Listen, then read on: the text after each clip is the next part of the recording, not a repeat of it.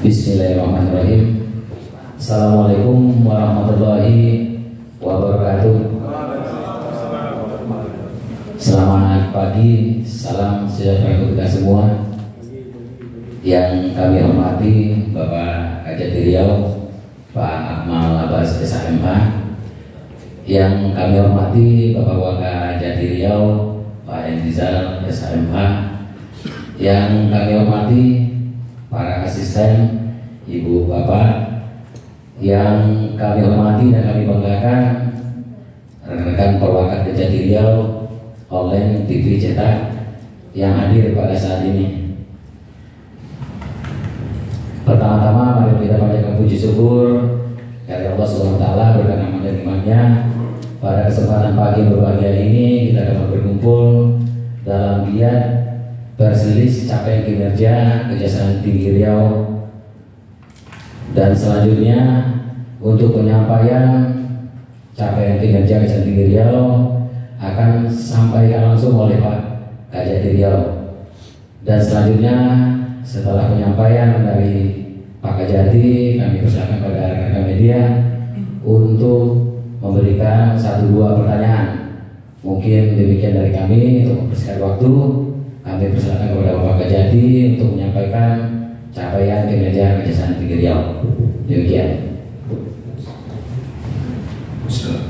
Assalamualaikum warahmatullahi wabarakatuh. Selamat pagi, salam sejahtera untuk kita semua.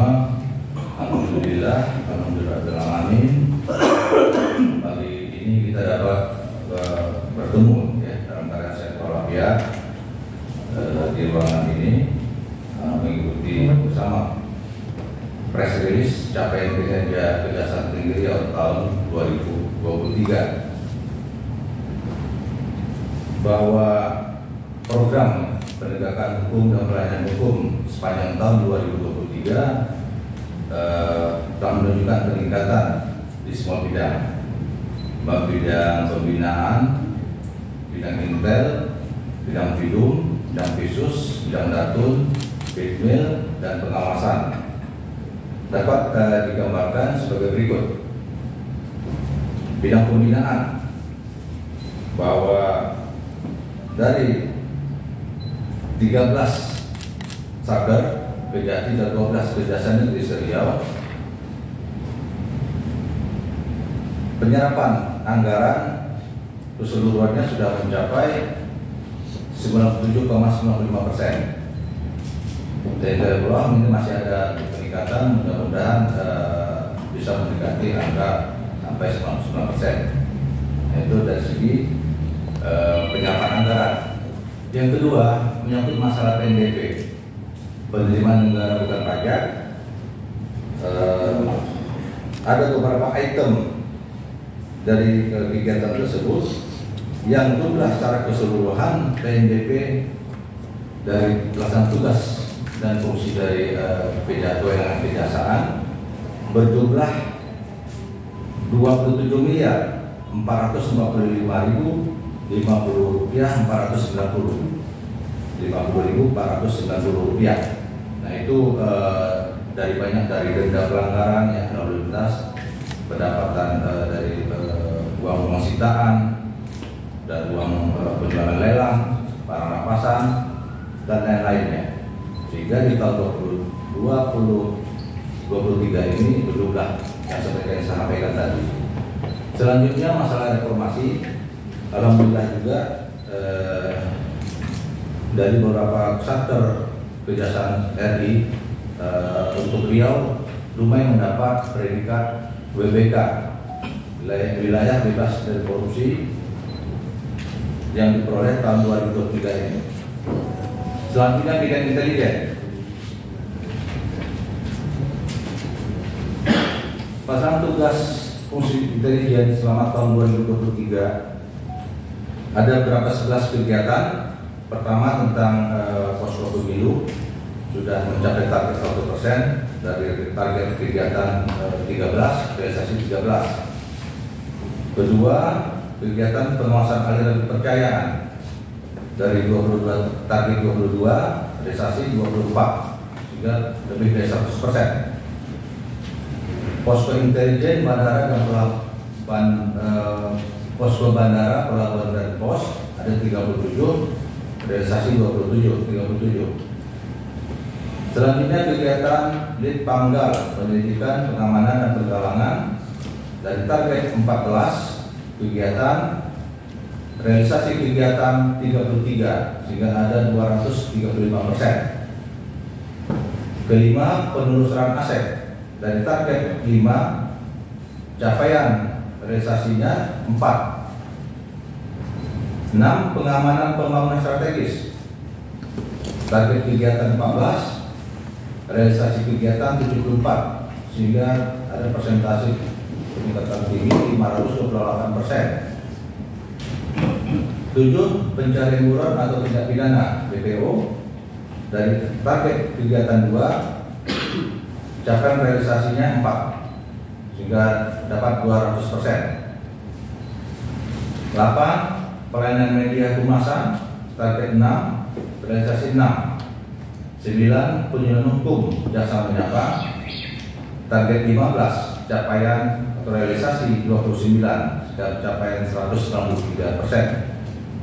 10, jasa masuk sekolah target kegiatan 56, realisasi kegiatan 64 sehingga persentase 114%. Dan 11, penerangan hukum dari target kegiatan 15, realisasi kegiatan 18, persentase 120%.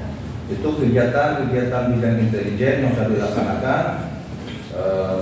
Belum termasuk tadi kita juga ada kegiatan penyuluhan, sosialisasi baik penegak hukum melalui media televisi, juga di RTV, melalui jasa menyapa, melalui RRI, dan juga kita aktif melakukan kegiatan penyuluhan hukum di sekolah, di jasa masuk sekolah. Itu sudah berjalan selama 2023 ini.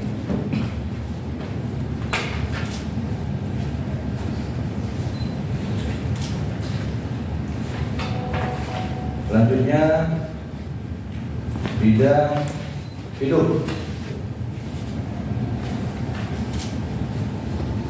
Pelaksanaan kegiatan pada bidang hidup selama tahun 2023, tahap penanganan SPDP jumlah 7.016 perkara, tahap 1 6.607 perkara, tahap 2 6.335 perkara, putusan 5.860 perkara, eksekusi 6.063 perkara, upaya hukum banding 386 perkara, upaya hukum kasasi 186 perkara. Di tahun 2023 ini juga telah terlaksana penghentian perkara berdasarkan keadaan restoratif justice yang disetujui untuk dihentikan penuntutannya sebanyak 38 perkara. Itu tersebar di 12 Kejaksaan Negeri Seriau, dan perkara-perkara tersebut terdiri dari perkara pelanggaran lalu lintas, pencurian, penadahan, penipuan, dan perkara perlindungan anak. Itu yang perkara-perkara yang dilakukan restoratif justice.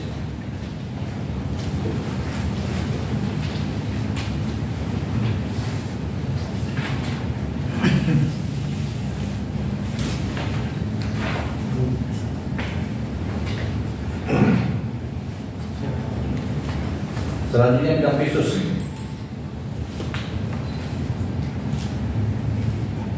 Pelaksanaan tugas pokok fungsi bidang visus selama tahun 2023 di Kejaksaan Tinggi Riau, penyelidikan ada 8, penyidikan ada 9, dan penyelamatan keuangan negara hanya ini ada 1 barang unit kapal takbor. Kedua, Kejari 12 Kejari. Tidak usah rinci, nanti ada artinya dari sini. Jadi saya total saja selama tahun 2003 ini pelaksanaan penyelidikan dari 13 kejati dan 12 kejari berjumlah 47 penyidikannya 57. Sementara penuntutan yang asal kasus penyidikan dari Kejaksaan 36, asal kasus perkara berasal dari penyidikan Polri 29 perkara, sehingga jumlah 65, eksekusi 51, dan total penyelamatan keuangan negara selama tahun 2023 sejumlah 14 miliar 190 juta 349.177 rupiah.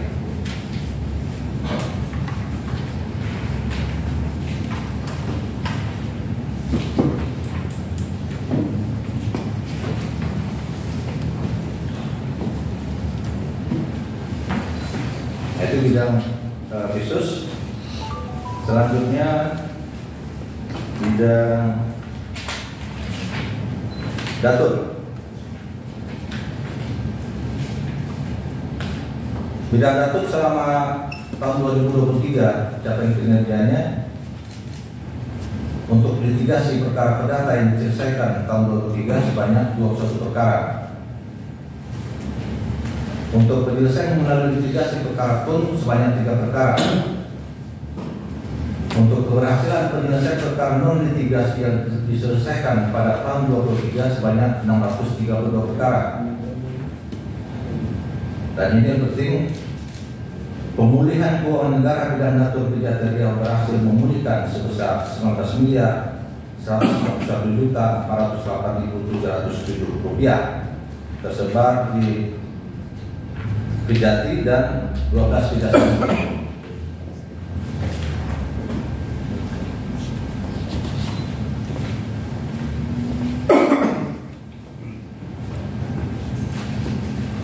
Untuk penyelamatan keuangan negara, bidang Datur Kejati Riau berhasil menyelamatkan keuangan negara sebesar 2.122.600 rupiah dengan rincian dari Kampak, Kota Hilir, Pulau Meranti. Untuk kegiatan pendapat hukum atau LO pada tahun 2023 ada 8 pendapat hukum yang dilakukan oleh Kejati Riau dengan rincian Sia ada 6, Kampar 1, Kejati Riau ada 1. Untuk kegiatan legal assistance atau pendampingan hukum, untuk memastikan bahwa kegiatan tersebut sudah berjalan sesuai dengan koridor hukum, bidang Datur Kejati Riau akan melakukan pendampingan sebanyak 219 kegiatan, baik yang berasal dari dana APBD, APBN maupun BUMD dan BUMN.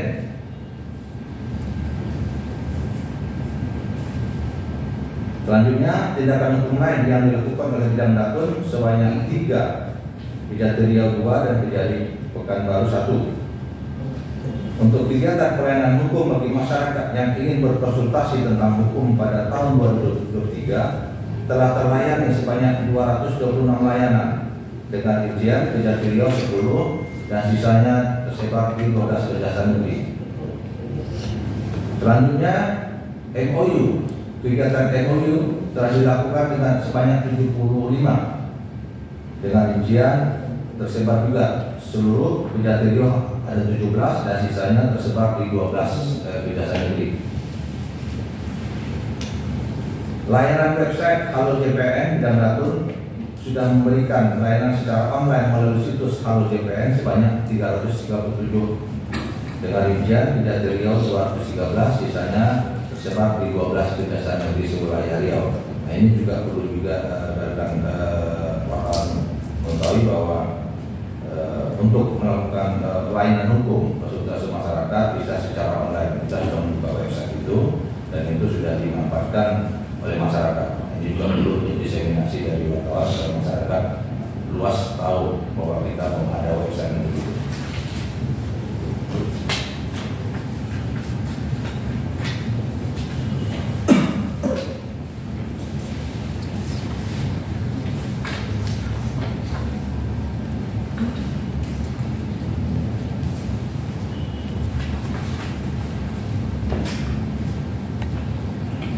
Dan ini mungkin juga jadi atensi juga dalam tugas pokok fungsi Datum ini tentang pemulihan dan penyelamatan keuangan negara atau daerah.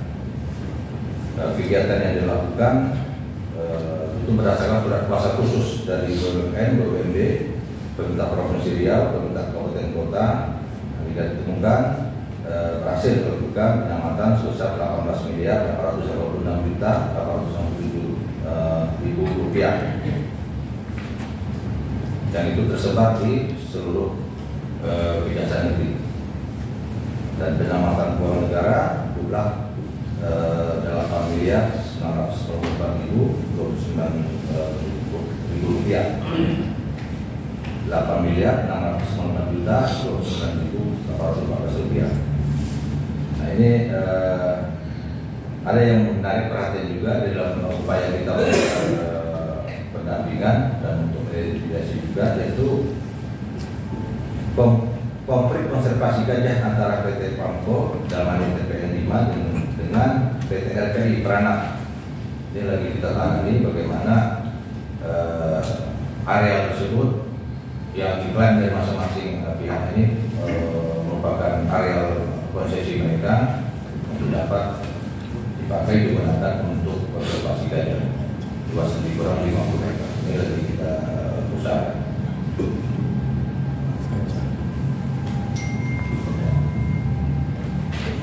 Selanjutnya bidang pikir.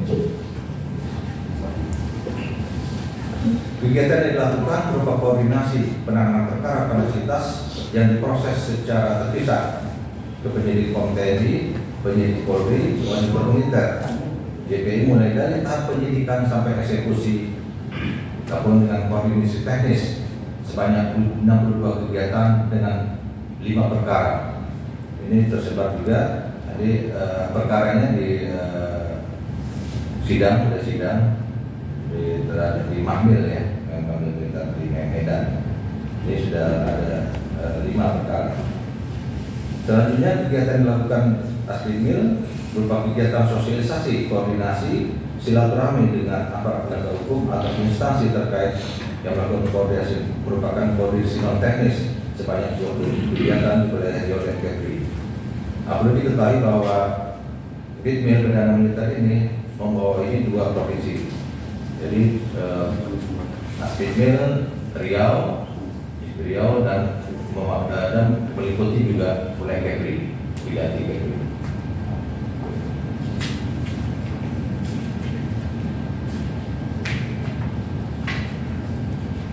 Selanjutnya WAS.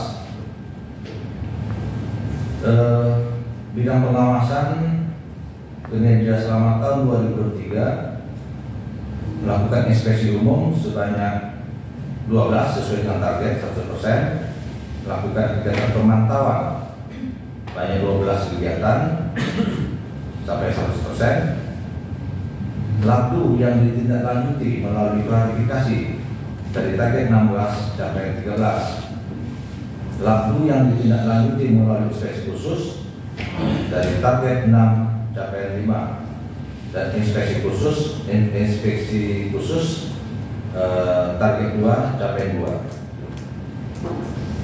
Bahwa pelaksanaan klarifikasi berjumlah 14 tersebar dari hanya Kejati Riau, Kejati Pekanbaru, Dumai, Indragiri Hilir, Rokan Hulu, Rokan Hilir, Isiak, dan Betalis. Inspeksi kasus dilakukan di Kejati Riau 1, Kejati Rokan Hilir 2, Kejati Betalis 2, jumlah 5. Nah, inspeksi umum sudah dilaksanakan di seluruh Satker, 12 Kejati dan di Kejati. Bila melakukan inspeksi khusus keuangan, pemantauan umum dan keuangan,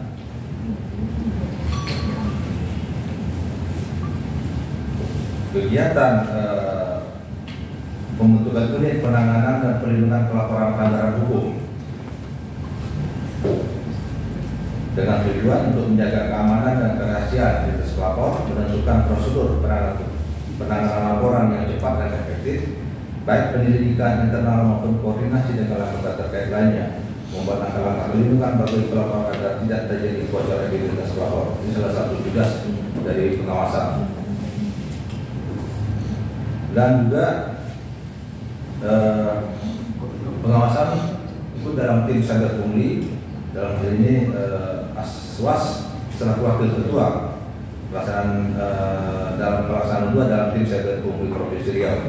Ini sudah melakukan kegiatan sebanyak 14. Penjatuhan hukuman disiplin berdasarkan golongan. Jenis hukuman golongan 3 jaksa 6, jumlahnya 6. Jadi telah terjadi penjatuhan hukuman terhadap pejabat golongan 3 sebanyak 6. Itu jaksa semua. Kedua, penjatuhan hukuman disiplin berdasarkan jenis hukuman. Hukuman sedang 4, jaksa 4, hukuman berat, jaksa 2. Selanjutnya, penjatuhan hukuman disiplin berdasarkan jenis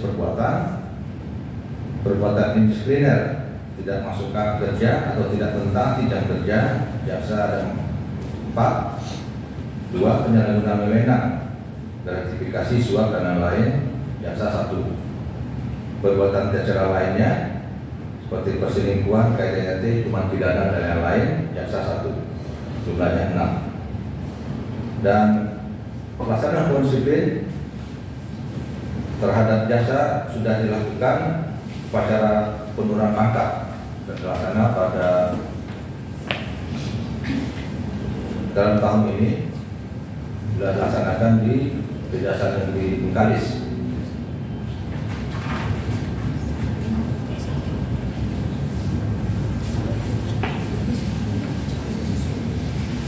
Nah, itu tadi hasil capaian kinerja selama 2023 di 6 bidang. Tentu peningkatan kerja ini yang sudah saya sampaikan tadi, ini merupakan upaya kerja keras dari seluruh jajaran Kejaksaan Negeri Riau. Tentunya juga dukungan dari masyarakat, khususnya lagi dari teman-teman PES yang terus melakukan pengawasan, kontrol berjalan, sehingga kami pun bekerja diawasi baik rekan pers sendiri, masyarakat, dan tentu kami berkomitmen untuk tetap melakukan penegakan dan pelayanan hukum yang profesional, berintegritas, dan berhati nurani serta humanis dalam upaya kami untuk mempertahankan kepercayaan masyarakat kepada institusi kejaksaan. Untuk ini, terima kasih kami ucapkan pada rekan-rekan wartawan yang turut berperan serta dengan melakukan pemberitaan, memberitakan kinerja kami selama ini, sehingga masyarakat mengetahui apa yang sudah kami lakukan sesuai dengan tugas, fungsi, dan kewenangan kejaksaan.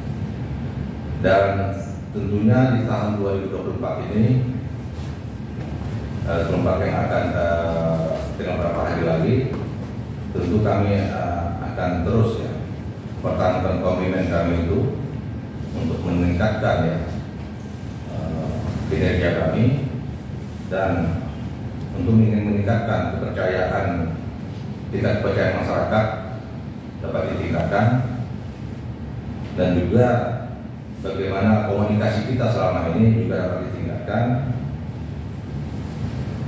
dengan harapan kedepannya tentu harapan masyarakat juga kinerja kami dapat lebih bagus lagi dari tahun 2023, dan akhirnya tentu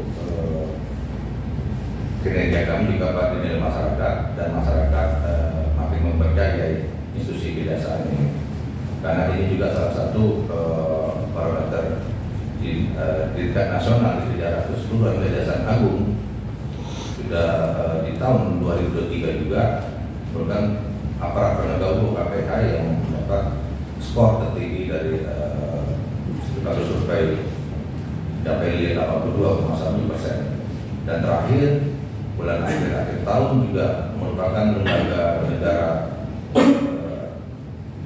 nomor 3 mendapat kepercayaan di bawah Presiden dan saya di nomor 3 kejaksaan. Tentu kami juga mengharapkan kejaksaan khususnya Kejaksaan Tinggi dapat kami menjaga itu.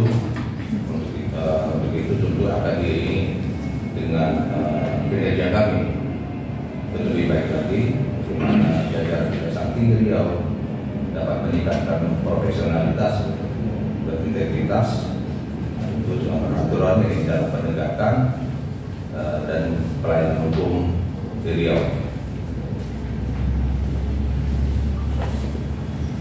Begitu sekali lagi, terima kasih kepada rekan-rekan media semuanya. Kami bekerja itu juga dikenal masyarakat atas peran dari Bapak Ibu semua, teman-teman media, sehingga tentu hubungan komunikasi depannya dapat kita tingkatkan dan dapat kita jalin lebih baik lagi. Semoga dukungan ini dapat Bapak Ibu sekalian dari media dapat lebih meningkatkan kinerja kami lagi kami lebih semangat lagi, karena kinerja kami perlu dikenal masyarakat. Apa yang sudah kami lakukan, apa yang kami perbuat, masyarakat mengetahui bahwa inilah wajah dari Kejaksaan Tinggi Riau. Dan diharapkan tahun depan, tahun 2024, untuk kinerja kita lebih baik dan lebih meningkat dari tahun-tahun sebelumnya. Saya kira cukup sekian yang dapat saya jelaskan kepada rekan media. Terima kasih atas perhatian. Wassalamualaikum warahmatullahi wabarakatuh. Terima kasih. Demikian pemaparan dari Pak Ajati terkait capaian kinerja Kejaksaan Tinggi Riau tahun 2023. Bapak Ibu yang kami hormati, dan selanjutnya kami berikan kesempatan kepada rekan-rekan media untuk memberikan pertanyaan kepada Pak Ajati atau para asisten Pak Waka. Monggo, Pak Judodi.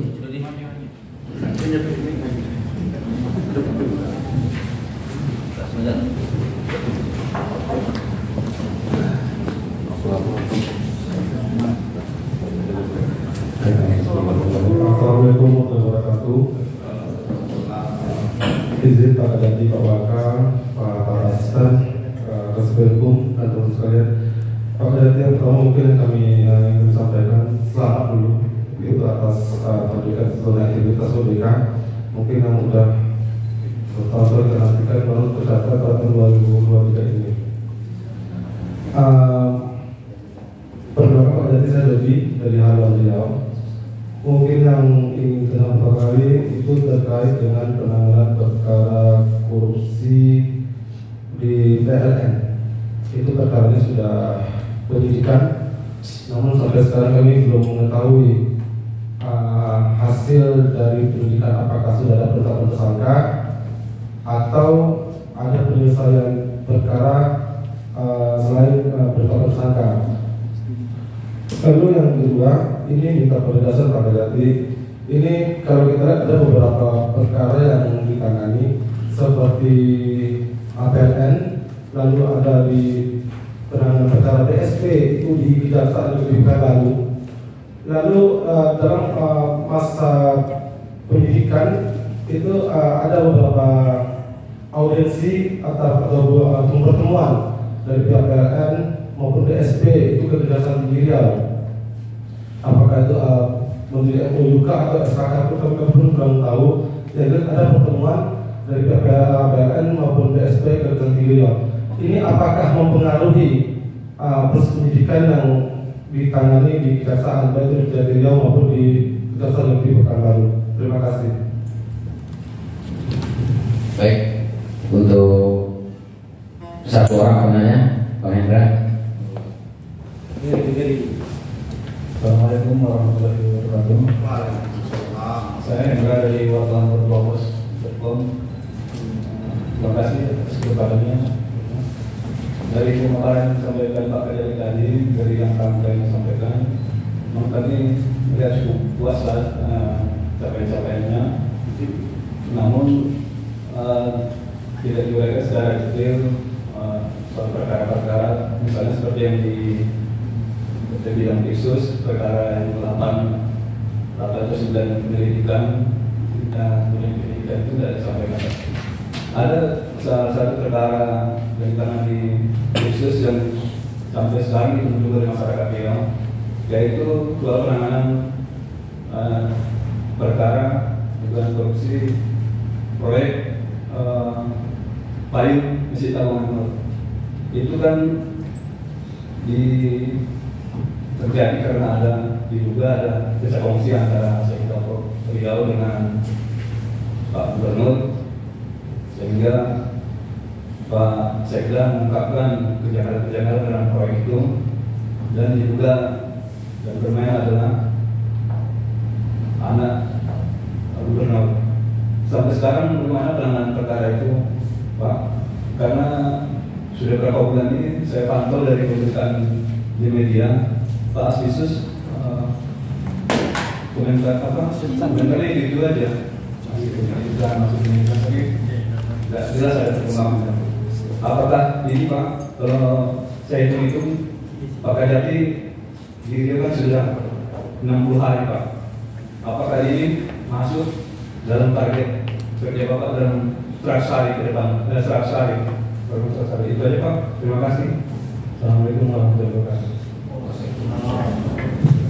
Izin Bapak untuk penanya terakhir, untuk satu orang nanya terakhir, karena waktu kita singkat, waktu kita hari ini Jumat, kami kasih kesempatan untuk orang satu penanya terakhir. Mas Syukur, monggo. Assalamualaikum warahmatullahi wabarakatuh. Selamat Pak Kajati, Pak Kajati dan saudara. Saya Muhammad Tugu dari Tangan Depok. Dari mana? Dari mana? Nama. Ini terkait perkara di hidup. Selama tahun 2023 itu perkara apa saja yang menonjol, kemudian untuk hukuman mati selama 2023 ini berapa tuntutan yang diberikan oleh jaksa, kemudian berapa yang divonis sesuai dengan tuntutan. Kemudian sudah berapa yang dieksekusi untuk hukuman mati Pak selama tahun 2023 ini. Nah, kemudian juga untuk perkara korupsi juga selama tahun 2023 ini ada fenomena di Riau ini, korupsinya itu soal yang berhubungan dengan keagamaan terus, mulai dari payung elektrik, kemudian pembangunan masjid di Palas, kemudian ada juga beberapa proyek yang itu sudah menjadi temuan dari BPK, misalnya kayak Quran Center yang juga bermasalah sampai saat ini. Nah, itu nanti tindak lanjut dari Kejati gimana soal teman-teman krim? Baik, terima kasih. Tadi Bapak Kajati ada beberapa pertanyaan, ada 3 pertanyaan. Yang pertama Om Jurodi, terus Bang Hendra, Bang Syukur Pak. Ada 3 tadi penanya Pak. Nah, terima kasih. Jadi memang atensi dari rekan wartawan juga. Salah satu saya jawab dulu ya. Nanti kalau saya kan baru 2 bulan ya, 2 bulan. Saya bilang tadi 60 hari saya di sini. Nah, ada hal-hal mungkin yang lebih spesifik nanti bisa dijelaskan oleh asisten teknisnya. Ya. Nah, nanti kalau saya jelaskan, terus terang saja saya belum menyelami juga sampai di hal-hal khusus. Saya belum menyelami juga perkara itu. Yang saya jawab dulu dari Dodi tadi, halo Riau, korupsi di PLN sudah detik apa progresnya. Nah, ini saya silakan nanti yang jelaskan Pak Aspisus, karena kalau saya jelaskan nanti saya paham hanya luarnya saja, sampai di mana dalamnya bagus nanti yang jelaskan teknisnya Aspisus. Selanjutnya dari aluan beliau dari CLB ada berapa perkara penanganan masalah BSP dengan PLN. Pertemuan PLN dengan BSP apa tidak akan mempengaruhi? Ya, tapi begini, BSP memang disidik oleh Kejadian Pekanbaru ya, Kejadian Pekanbaru sebagai proses berjalan kan baru ditahan, itu berjalan proses. Menyangkut masalah pertemuan ini bukan menyangkut pertemuannya penanganan perkara korupsinya. Ini masalah MOU, masalah SKK penyelesaian di Datun. Setelah itu Datun ada PLN yang akan melakukan pemasangan di daerah Siak sana, mungkin akan memelewati wilayahnya BSP. Ada area-area yang kita pakai, sehingga BSP ada SKK dengan kita, PLN juga ada. Nah, Datun sinilah mungkin memediasi bagaimana program penanganan proyek dari PLN itu tidak ada halangan karena menyangkut beberapa area yang akan dilewati sutet. Nah ini tidak ada hubungannya, tidak ada hubungannya masalah di luar ini menyangkut urusan di luar itu. Kalau masalah korupsinya tetap berjalan di Pekanbaru. Jadi nggak ada urusannya ya, ya.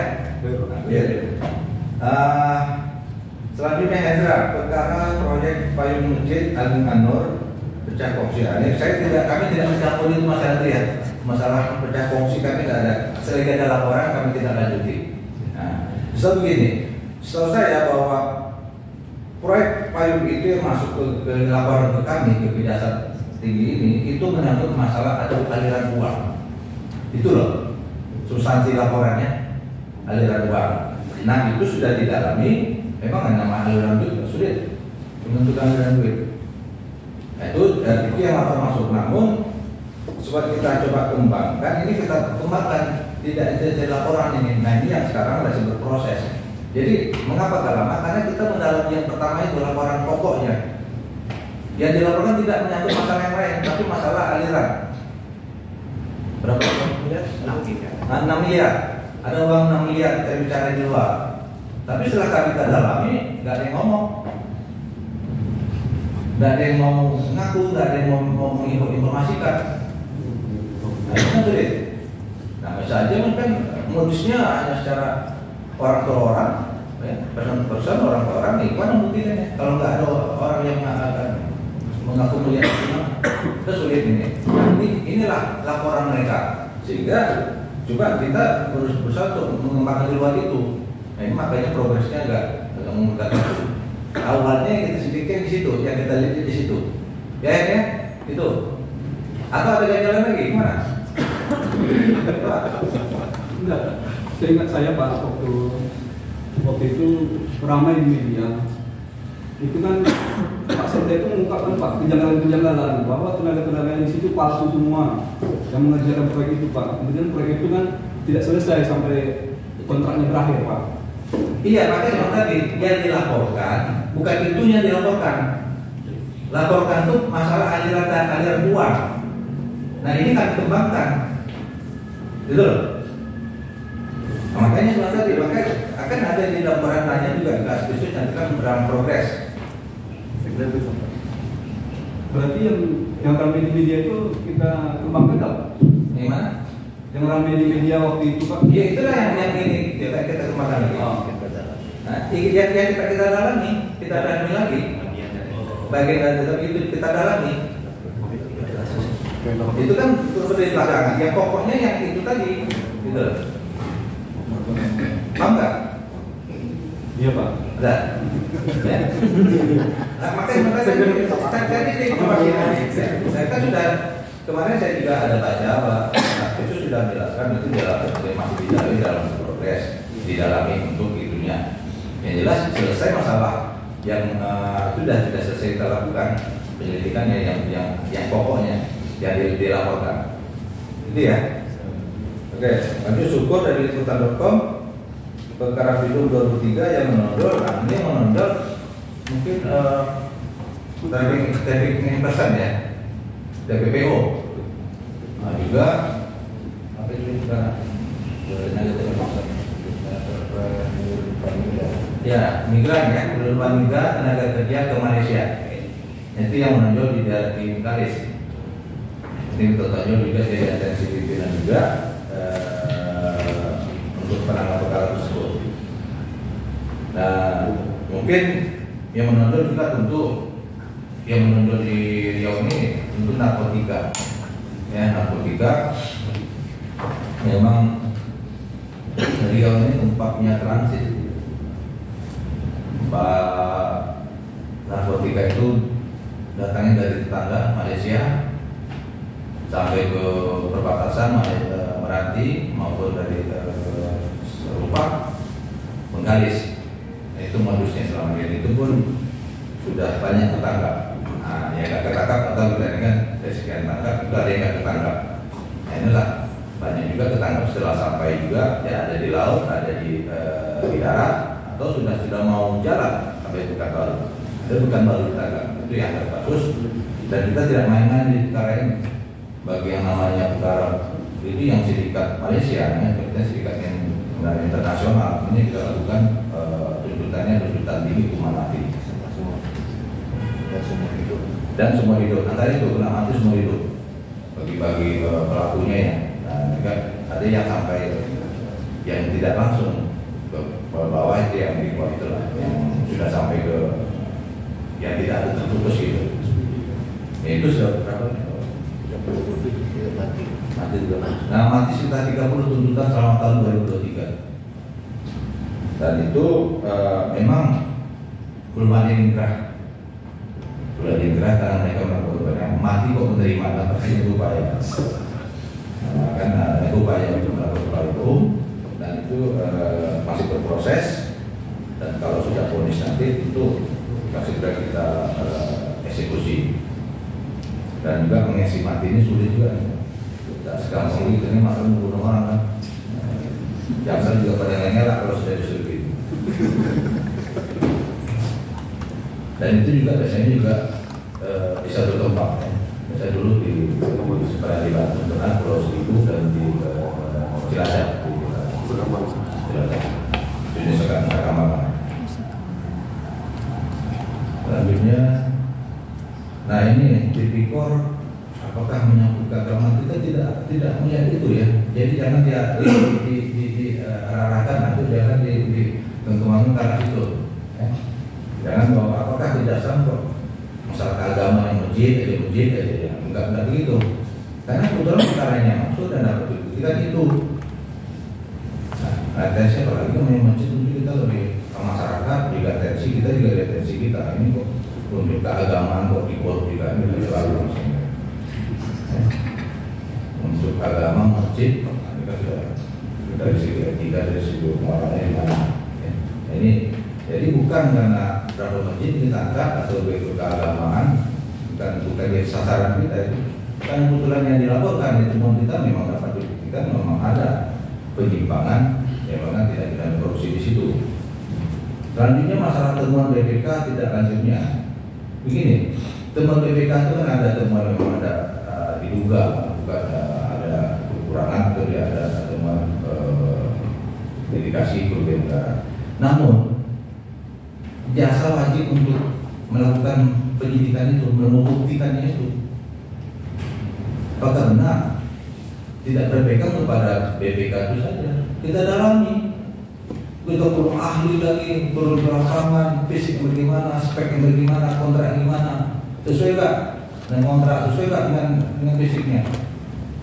Jadi tidak semata begitu. Dan katakan terus terang saja, tidak juga. Temuan yang itu bukan masalah pekerjaan fisiknya. Kan kali dengan membuktikan itu maupun alat bukti sebanyak-banyaknya, salah satunya ahli kita panggil, kita cek lapangan fisik bagaimana.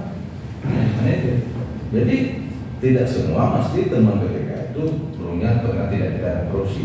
Ingat ya, BPK itu perlu dibuktikan, perlu didalami dengan alat bukti lainnya. Itu yang perlu dapat dipahami.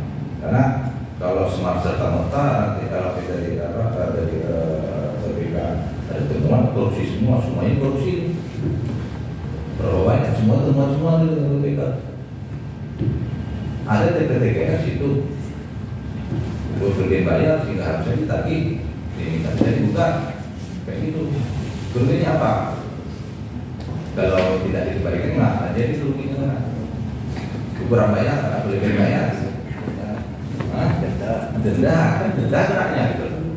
Jadi administrasi dengan kedatangan. Kalau pekerjaannya sudah selesai, sesuai dengan spek, sesuai dengan kontrak, cuma ada keterlambatan, bayar denda dong. Makanya nantinya tidak semua dilalui BPK, jangan diadakan buat korupsi tidak. Makanya kami tidak segampang itu juga. Itu kami dalami lagi, nggak bisa turunkan alat bukti sebanyak-banyaknya. Kami cek semua. Kalau didukung alat bukti dengan pembuktian di lapangan, alat bukti baru kita berani melakukan memang terjadi tidak ada korupsi di situ. Itu dengan segala unsur pasal yang disangkakan. Nah, selanjutnya ini perlu jelasan tadi yang perlu penjelasan dari Yesus ya. Siap. Jangan Pak Yesus. Siap. Izin Bapak Kajati, Bapak Kajati rekan-rekan asisten, dengan rekan-rekan semua serta kawan-kawan pers yang kami banggakan. Atas perkenan Bapak Kajati, Bapak K, kami menyampaikan beberapa informasi tambahan terkait dengan apa yang dipertanyakan oleh kawan-kawan media. Yang pertama terkait dengan hasil simpulan penyidikan dugaan tindak pidana korupsi pembangunan dari induk PLN yang kemarin sudah disidik oleh tim penyidik dari Kejaksaan Tinggi Riau. Dapat kami sampaikan kepada rekan-rekan pers bahwa penyidikan terkait dugaan tindak pidana korupsi tersebut, tim penyidik sudah melakukan langkah-langkah secara objektif dan profesional, berusaha untuk membuktikan apa yang telah disidik. Jadi dapat kami sampaikan refresh kembali, ada 3 indikasi yang disimpulkan tim penyelidik ketika menaikkan perkara tersebut ke tahap penyidikan. Yang pertama bahwa dugaan indikasi pertama yaitu adanya kesalahan dalam pelelangan. Indikasinya adalah nilai paket 200 miliar lebih kenapa dilelang di PLN Pekanbaru. Yang kedua, ada indikasi yang menyatakan bahwa proyek ada pekerjaan tidak sesuai spek karena proyek tidak berfungsi pada saat dilakukan kegiatan penyidikan tersebut. Dan yang ketiga,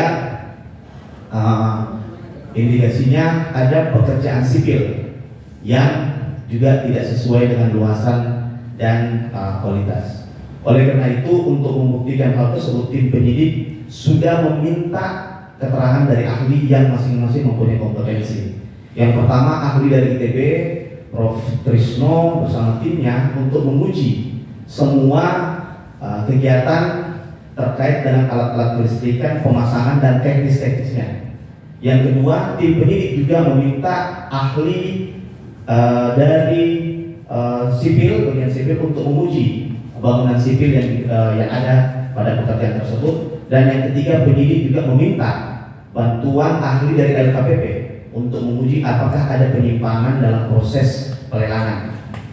Dari ketiga ahli yang kita minta pendapat, semua ahli sudah menguji sesuai data, sesuai dengan kondisi lapangan, dan mereka semuanya menyimpulkan bahwa tidak ditemukan indikasi-indikasi sebagaimana hasil penyelidikan pertama. Oleh karena itu, tim penyidik masih berusaha untuk membuktikan apakah ada kerugian negara dari kondisi tersebut, dan tim penyidik tidak menemukan adanya kerugian negara dalam kegiatan pembangunan tersebut. Bahkan tim penyidik mendapati fakta bahwa kegiatan proyek tersebut sudah direalisasikan dan dilaksanakan dan berfungsi untuk mengalirkan listrik guna kepentingan masyarakat di Provinsi Riau. Oleh karena itu, dari fakta penyidikan tersebut, dari keterangan para ahli, dari fakta-fakta, dokumen, data, dan pencairan keuangan, penyidik tidak menemukan adanya kerugian negara dari kegiatan tersebut. Oleh karena itu, penyidikannya kita hentikan. Jikalau dengan catatan, jikalau ke depan kita menemukan informasi yang bisa mengubah hasil penyidikan tersebut akan kita buka kembali dan akan kita lanjutkan. Itu hasil fakta penyidikan yang kita temukan dari kasus PLN tersebut. Yang kedua, menambahkan apa yang telah disampaikan oleh Bapak Kajati terkait dengan penyelidikan kasus pembangunan